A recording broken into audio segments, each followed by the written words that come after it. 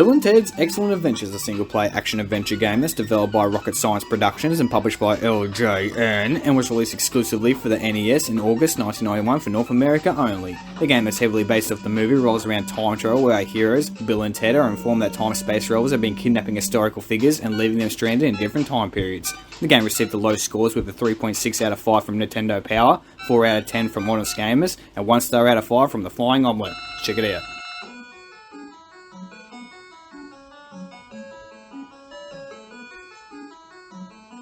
Let's start with the controls. These are bad, like really bad. Controlling Keanu is horrible, and there are certain areas of each level that can't be accessed. Do you know why? Because you can't move vertically, and it'll make exploring a freaking nightmare. The player can jump across paths, but can't traverse across the grass. Well, some parts of the grass. I don't know, the game decides when it wants to. It's freaking ridiculous.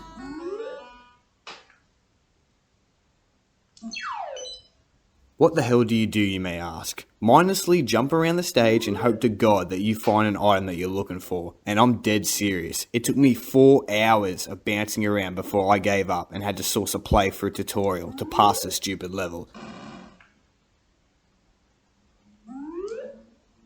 There are slight RPG elements. You gotta interact with the locals and other characters for clues and hints, and outfox mad villagers. But I'm telling you now, the game is still a bloody mission and you will struggle trying to figure out where the hell you're supposed to go.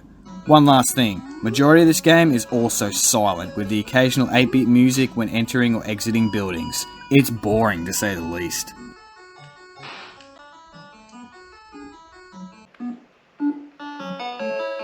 Oh, this bloody music! Honestly, I'd rather the game be silent. Where do we go? It just goes on and on and on. This whole game is one big fetch quest. LJN, they really outdid themselves on this one. As a matter of fact, I'd rather collect time clocks on Back to the Future than play this trash. Right, who's this bitch?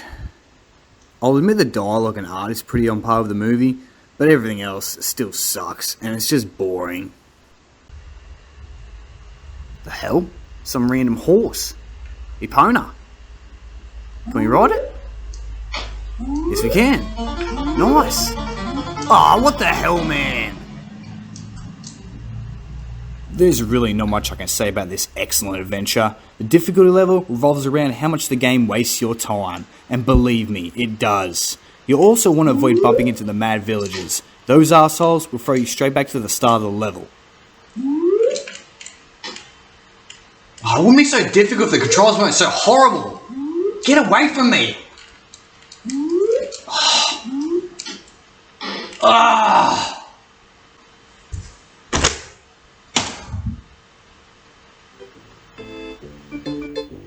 Remember this piece of crap? Never seen Mario, have you? Sorry? Never seen Mario? Mario? Yeah. Well, now he's back, and he's got a time machine. You can't be serious. Mario's Time Machine is an educational shit show that was originally released for the MS-DOS and later ported to the Super Nintendo in December 1993. The game is set in the early 90s, heavily focused on human history, but the player controls Mario, platforming and traversing around the world, acquiring items and returning them to the right place at the right time period. Haven't we done this shit before? Receiving very mixed reviews from many publications. GameSpy's Brian Altano and Miguel quoted the game's ending was horrible, IGN referred to the game as boring and lackluster, and ABC Good Game called it awful and that it was too complicated for any school youngster to understand. Check it out. Right, the game's plot. The year is 1993. Bowser, the antagonist, has built a time machine called the Timulator, where he travels back in time and steals artifacts from various points in human history. It's up to our hero, Mario, to return such items to their rightful time periods, and along the way must converse with NPCs and other characters. It's boring, tedious, and basically a copy and paste of another shitty game we've already played. Mario is missing.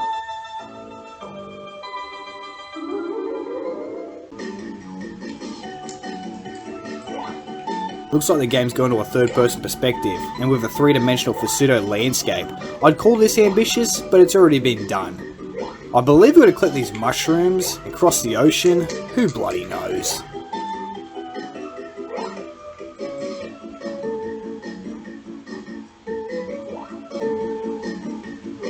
Where do we go? I've already collected all the mushrooms. Let's go in here.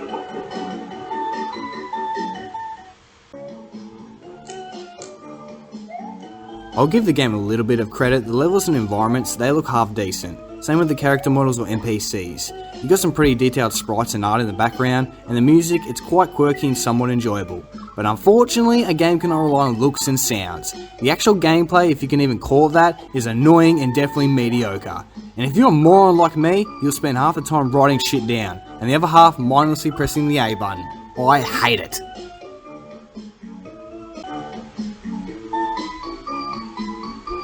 You see that, ladies and gentlemen? A woman cannot lead men. And right you are, Mario.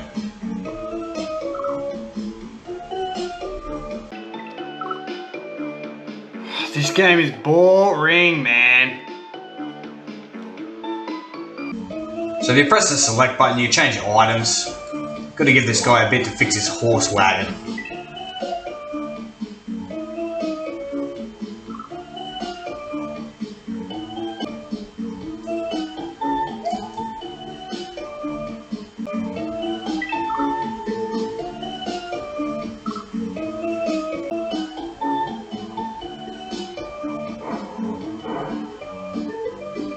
Rinse and repeat with all the items.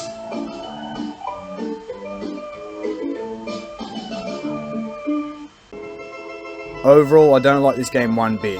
Now, is it better than Mario is Missing? Hell no! And I hope you guys know your history, because you can't guess your way through this piece of crap, and believe me, I've tried. So yeah, game sucks. There's still one more educational game that we gotta talk about. Ladies and gentlemen, are you ready to have some fun with letters and numbers? Suck! Let's check it out on the Acer Nitro 5. Mario's Early Years is a point-and-click educational shit show that's developed and published by Mindscape and is released for the Super Nintendo in 1993 for North America. The game utilises the mouse peripheral and revolves around learning and offers a player the choice of a number of islands that each contain different activities such as spelling, math, and grammar.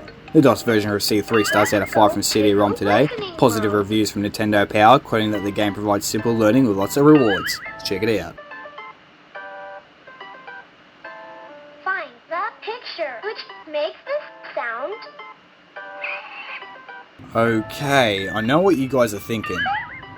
This is a baby's game! And right you are. The target audience for this piece of crap is 6 years and under, and it definitely shows. But honestly, in my opinion, this game is actually half decent. God forbid if either have kids one day, they'll be homeschooled and Mario will be doing the teaching. The game's art and gameplay is actually quite enjoyable, same with the dialogue. The digitised voices are a little bit annoying, but hey, there's enough activities here to keep the kids entertained for hours. Not bad, and this is coming from a 31-year-old man. Let's go to Shape World. What the hell is this?